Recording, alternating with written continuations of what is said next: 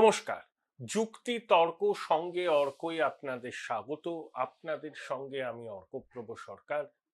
প্রতিবেদন শুরুর আগে আপনাদের সনির্বন্ধ অনুরোধ চ্যানেল সাবস্ক্রাইব করার জন্য এবং একই সঙ্গে থ্যাঙ্কস বাটনে ক্লিক করে আমার এই উদ্যোগকে আর্থিকভাবে সহায়তা করার জন্য।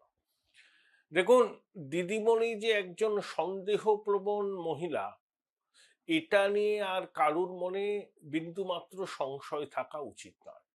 অনেকে রসিকতা করে বলতেন যে নিজের ছায়াকেও দিদিমণি বিশ্বাস করেন না। তার সর্বশেষ প্রমাণ আমরা পেলাম 27শে ফেব্রুয়ারি সুপ্রিম কোর্টে। দিদিমণির পক্ষে প্রধান বিচারপতির বেঞ্চের দৃষ্টি আকর্ষণ করলেন আইনজীবী কপিল সিব্বাল। বিষয়টা কি? যে জুডিশিয়াল সার্ভিসের অফিসারদের, মানে ডিস্ট্রিক্ট জাজ, অ্যাডিশনাল ডিস্ট্রিক্ট জাজ, তাদের নিয়োগ কমিশন কলকাতা হাইকোর্টের সঙ্গে পরামর্শ করে করেনি। দুই, এবং কমিশন একতরফা ভাবে এই জুডিশিয়াল সার্ভিস অফিসারদের নির্দেশ দিচ্ছে, হাইকোর্টের সঙ্গে পরামর্শ করছে না। এবং কমিশন নাকি বলেছে এসডিওদের ডোমিসাইল সার্টিফিকেট ইস্যু না করতে। প্রধান বিচারপতির বেঞ্চ বিষয়টাকে খুব একটা গুরুত্ব দেননি। মাননীয় বিচারপতি জয়মাল্য বাগচির বক্তব্য যে জুডিশিয়াল সার্ভিসের অফিসারদের সন্দেহ করা বন্ধ করুক রাজ্য, এবং কমিশনই তো নির্দেশ দেবে, কমিশনই তো প্রশিক্ষণ দেবে। সুপ্রিম কোর্ট এবং কমিশন যে নথিগুলোর কথা বলেছে, যেগুলো গ্রহণযোগ্য নথি, সেগুলোই যাতে জেলা জজ, অ্যাডিশনাল ডিস্ট্রিক্ট জজেরা গ্রহণ করেন নথি হিসাবে, সেটাই সুপ্রিম কোর্ট, সেটাই বলেছে কমিশন। এর মধ্যে অসুবিধার কি আছে? দেখুন, মাধ্যমিকের অ্যাডমিট কার্ডের সঙ্গে মাধ্যমিকের শংসাপত্র জমা দিতে হবে। আধার কার্ড আপনার পরিচয়ের প্রমাণ হতে পারে, কিন্তু সেটা নাগরিকত্বের প্রমাণ নয়। আধার কার্ডের সঙ্গে আপনাকে আরো একটা নথি জমা দিতে হবে। তাহলে এসআইআর এর শেষ লগ্নে এসে আর তাল ঠিক রাখতে পারছেন না দিদিমণি। দেখুন, রাজ্যের বিভিন্ন জেলা আদালতের বিচারকরা, ওয়েস্ট বেঙ্গল জুডিশিয়াল সার্ভিসের অফিসার, তাদেরকে এখন সন্দেহ করতে শুরু করেছেন দিদিমণি।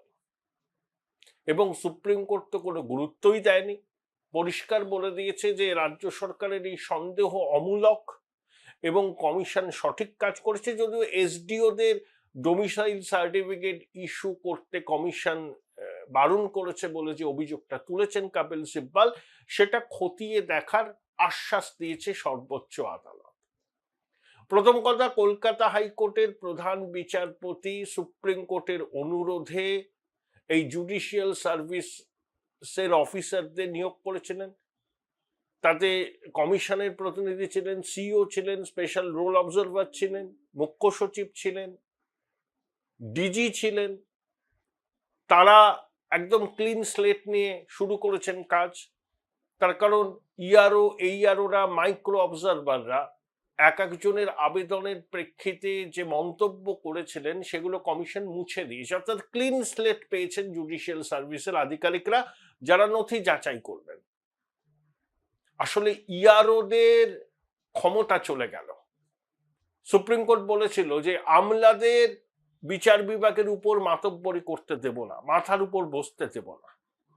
দিদিমণি চেয়েছিলেন যে ইআরওরাই শেষ কথা বলুক। সেটা যখন হচ্ছে না, জুডিশিয়াল সার্ভিসের অফিসাররা বিষয়টা দেখছেন, তাতেও মুখ্যমন্ত্রীর আতঙ্ক কাটছে না। বলে ফেলেছিলেন না সেদিনকে ভবানীপুরে গিয়ে 1,20,00,000 নাম বাদ যেতে চলেছে। আসলে এসআইআর এর ধাক্কা সামলাতে একেবারে ব্যর্থ দিদিমণি, তার দল তৃণমূল কংগ্রেস। তর্কের খাতিরে যদি মেনেও নি 1 কোটি নাম বাদ যাবে, তৃণমূলের চতুর্থবারের জন্য ক্ষমতায় ফেরা নিয়ে বড় রকমের প্রশ্নচিহ্ন তৈরি হয়ে যাবে। ওই মান্নাদের সেই বিখ্যাত গানটা না, পুলক বন্দ্যোপাধ্যায়ের কথায় সুরে, কালোজয়ী গান, দরদি গো কি চেয়েছি আর কি যে পেলাম, সাধের প্রদীপ জ্বালতে গিয়ে নিজেই আমি পুড়ে গেলাম। দিদিমণির ক্ষেত্রে একেবারে এই গানটাই এখন ভীষণ রকম প্রাসঙ্গিক। তিনি ইন্দ্রনীলকে ডাকতে পারেন, ইমনকে ডাকতে পারেন এই গানটা একবার শোনানোর জন্য, যাতে তার শান্তি থাকে, মানসিক শান্তি। উচাটন মন ঘরে রহে না, দিদিমণির অবস্থা এখন তাই। নিজেও তিনি গাইতে পারেন নবান্নের 14 তলায় বসে লাল চায়ে চুমুক দিতে দিতে উদাসী দৃষ্টিতে, কি চেয়েছি আর কি যে পেলাম, সাধের প্রদীপ জ্বালতে গিয়ে নিজেই আমি পুড়ে গেলাম। তো এই হচ্ছে অবস্থা। দেখুন, বিজেপি অফিসে কর্মতৎপরতা অসম্ভব বৃদ্ধি পেয়েছে। আমি একটা কাজে এর মধ্যে 2-1 বার বিজেপি অফিসে যেতে হয়েছিল। তা আমি যেটা দেখলাম সেখানে কর্মী সমর্থক বিভিন্ন নেতাদের বডি ল্যাঙ্গুয়েজ ভীষণ পজিটিভ। এই বডি ল্যাঙ্গুয়েজটা কিন্তু 21-এ দেখিনি। কোথাও যেন একটা ঘাটতি ছিল। এবার কিন্তু প্রত্যেকের বডি ল্যাঙ্গুয়েজে ভীষণ রকম আত্মবিশ্বাস, মানে চুইয়ে পড়ছে একেবারে উপর থেকে নিচ পর্যন্ত। পার্টি অফিসে টিকিট প্রত্যাশী থেকে শুরু করে সাধারণ কর্মী, সমর্থক, পদাধিকারীরা সবাই কিন্তু আত্মবিশ্বাসে টকবক করে ফুটছেন, খুব চনমনে ভাব তাদের। দিল্লির কিছু নেতা আছেন কিন্তু তারা প্রকাশ্যে আসছেন না। ভূপেন যাদব আছেন, তো সুনীল বানসালজি আছেন, আরো কয়েকজন আছেন, তারা নিভৃতে বৈঠক করছেন, রণনীতি তৈরি করছেন। কিন্তু সামনে আপনি দেখবেন সব বাঙালি মুখ, সুকান্ত মজুমদার, শুভেন্দু অধিকারী, শ্রমিক ভট্টাচার্য, আমি 3 জনের কথা বললাম। দেবজিৎ সরকাররা নিয়মিত প্রেস কনফারেন্স করছেন। 2021-এর ছবিটা আলাদা ছিল। কৈলাস বিজয়বর্গী লাইমলাইটে চলে এসেছিলেন, তিনি রাজ্য বিজেপির শেষ কথা হয়ে উঠেছিলেন। সেই ছবিটা কিন্তু এখন আর নেই। এবং এবারের বিজেপির প্রার্থী তালিকায় বিজেপির পুরনো লোকজনকে বেশি করে প্রার্থী করা হবে। যারা সঙ্গ ঘনিষ্ঠ, বিজেপি ঘনিষ্ঠ, দীর্ঘদিন এলাকায় বিজেপি কর্মী হিসাবে পরিচিত, তাদেরকেই প্রার্থী করা হবে। নির্বাচিত বিধায়ক যারা 21-এ হয়েছিলেন সবাই যে টিকিট পাবেন তার কোনো গ্যারান্টি নেই। তৃণমূল থেকে যারা এসছেন, যেমন তাপস রায় টিকিট পাবেন, তাকে সম্মান দেওয়া হয়েছে। রুদ্রনীল ঘোষ টিকিট পাবেন, অর্জুন সিং টিকিট পাবেন, ভারতী ঘোষ তাকে সম্ভবত পাণ্ডবেশ্বর থেকে টিকিট দেওয়া হবে, রুদ্রনীল ঘোষকে পূর্ব মেদিনীপুরের রামনগর থেকে প্রার্থী হওয়ার সম্ভাবনা এরকম আছে। কিন্তু বেশিরভাগ তারা হচ্ছেন বিজেপির পুরনো কর্মী, নেতা, দীর্ঘদিন ধরে তারা বিজেপির সঙ্গে যুক্ত এবং সঙ্গের সঙ্গে যুক্ত। ইতিমধ্যে সংঘ বিজেপির সঙ্গে বেশ কিছু সমন্বয় বৈঠক করেছে। 2021 সালে সেটা দেখা যায়নি, 2024 সালেও দেখা যায়নি। এবার সংঘ সমন্বয় বৈঠকটা করছেন। একাধিকবার বিজেপির নেতারা কেশব ভবনে গেছেন, সংঘের নেতারা কোন স্থানে বিজেপির নেতাদের সঙ্গে বৈঠক করেছেন, দফায় দফায় বৈঠক হয়েছে। একদম গ্রাসরুট লেভেলে সংঘের স্বয়ংসেবকরা কিন্তু এবার রাস্তায় নেমেছেন, ডোর টু ডোর ক্যাম্পেন তারা করছেন। এটা একটা ভালো ছবি বলেই বিজেপির নেতারা মনে করছেন যে এবার অনেকটা ঐক্যবদ্ধ এবং তারা মরিয়া। তাদের কাছে ওই হিন্দিতে বলে না, আর পার কি লড়াই। বিজেপির কাছে 2026-এর বিধানসভা নির্বাচন আর পার কি লড়াই, হয় এসপার নয় ওসপার, এর মাঝে কিছু নেই। সর্বশেষ সমীক্ষা বলছে বিজেপি 170টার কাছাকাছি আসন পাওয়ার জায়গায় ইতিমধ্যেই পৌঁছে গেছে। ক্ষমতায় আসার জন্য যে ক্রিটিক্যাল মাসের প্রয়োজন, সেই ক্রিটিক্যাল মাস বিজেপি জোগাড় করেছে এবং হিন্দু ভোটের একটা সার্বিক মেরুকরণ এবার হচ্ছে। 100-র মধ্যে ধরুন 65-66টা হিন্দু ভোট বিজেপির পক্ষে যাবে। সংকল্পপত্র খুব শীঘ্রই প্রকাশিত হবে, সম্পূর্ণ হয়ে গেছে এবং সংকল্পপত্র যাতে বিশ্বাসযোগ্য হয় সেই বিষয়ে উদ্যোগী হয়েছেন বিজেপির কেন্দ্রীয় নেতৃত্ব। এবং সংকল্পপত্র প্রকাশের আগে মানে প্রকাশের সময় বিজেপির শীর্ষ নেতৃত্ব উপস্থিত থাকবেন, সম্ভবত স্বরাষ্ট্রমন্ত্রী নিজে থাকবেন। 1 মার্চ থেকে শুরু হতে চলেছে পরিবর্তন যাত্রা, 15 মার্চ পর্যন্ত চলবে। রাজনাথ সিং, অমিত শাহ, রেখা গুপ্তা, শিবরাজ সিং চৌহান সবাই থাকবেন, শুভেন্দুবাবু, সুকান্ত বাবু, শ্রমিক বাবুরা থাকবেন, অন্যান্য নেতারাও থাকবেন। 15 মার্চ সবকিছু ঠিকঠাক থাকলে ব্রিগেডে সমাবেশ হবে, প্রধানমন্ত্রী থাকবেন। কোনো অবস্থাতেই নির্বাচনের তারিখ 15 মার্চের আগে ঘোষণা হবে না। তার কারণ 14 মার্চ প্রধানমন্ত্রী গুয়াহাটি শিলচর এক্সপ্রেসওয়ের উদ্বোধন করবেন।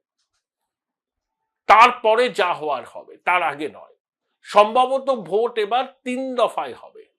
রাজ্যের সিইও দপ্তর কমিশনকে 1 দফায় ভোট করার কথা বলেছিল, কিন্তু সেটা মনে হয় হবে না। সম্ভবত 3 দফা, ম্যাক্সিমাম 3 দফা বা 2 দফাতেও হতে পারে। 78টি বহুতলে ভোট কেন্দ্র হবে সারা রাজ্য জুড়ে। যদিও বুথের সংখ্যা হয়তো আর বাড়ছে না, কারণ কমিশন মনে করছে যে এসআইআর এর পরে যে ভোটারের যে সংখ্যা দাঁড়াবে তাতে বর্তমানে যা বুথ আছে 81,000, তার একটু এদিক ওদিক হতে পারে, তার মধ্যেই পুরো ব্যবস্থাটা করে ফেলা যাবে। কিন্তু 78টি বহুতল তারা চিহ্নিত করেছে, সেখানে কিন্তু বুথ হবে। দিদিমণির আপত্তি মানা হয়নি, দিদিমণির কোনো আপত্তি মানা হয়নি, কারণ অধিকাংশ আপত্তি দিদিমণি যেটা তুলেছিলেন সেটা তার দলীয় স্বার্থ সুরক্ষিত রাখার জন্য। শেষ পর্যন্ত রাজ্যের জুডিশিয়াল অফিসারদের সেটি সন্দেহ করছেন যে তারা কমিশনের হাতে তামাক খাচ্ছেন। ভাবতে পারছেন কোন পর্যায়ে আতঙ্ক গ্রাস করেছে রাজ্যের শাসক দলকে?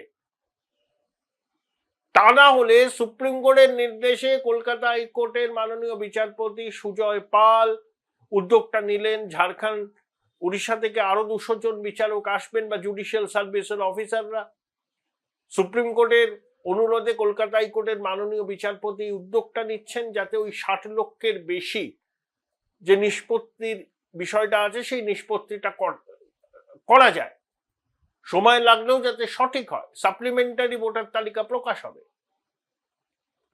তাতেও দিদিমণি প্রমাদ গুনছেন। চলে গেছেন ওই কপিল সিব্বাল, তার ব্যারিটন ভয়েস নিয়ে প্রধান বিচারপতির বেঞ্চের দৃষ্টি আকর্ষণ করেছে।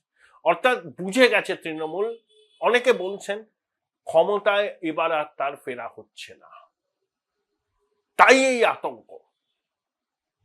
আবার কেউ কেউ বলছেন যে বাংলায় এবার একেবারে নিঃশব্দ বিপ্লব হবে। পাশা তো উল্টোবেই। তাদের অনেকের মত তৃণমূল ভাবতে পারছে না যে কি অভূতপূর্ব বিপর্যয়ের মুখে তারা পড়বে নির্বাচনে, এবং বাংলায় বিজেপির ক্ষমতায় আসা নাকি সময়ের অপেক্ষা। এটা শুধু যে বিজেপি ইকোসিস্টেমের লোকজন বা বিজেপির নেতাকর্মীরা বলছেন তা নয়, সাইলেন্ট মেজরিটিও বলছেন। যারা ওই শেষ মুহূর্তে সিদ্ধান্তটা নেন তাদের অনেকেই হৃদয় পরিবর্তনের আকাঙ্ক্ষা ধারণ করেছেন। They want change. তারাও বলছেন বাংলায় এবার পরিবর্তন হওয়া সময়ের অপেক্ষা মাত্র। সব প্রশ্নের জবাব পাওয়া যাবে নির্বাচনের ফল ঘোষণা হলে। Join Indian Institute of Hotel Management now. Right choice, right decision.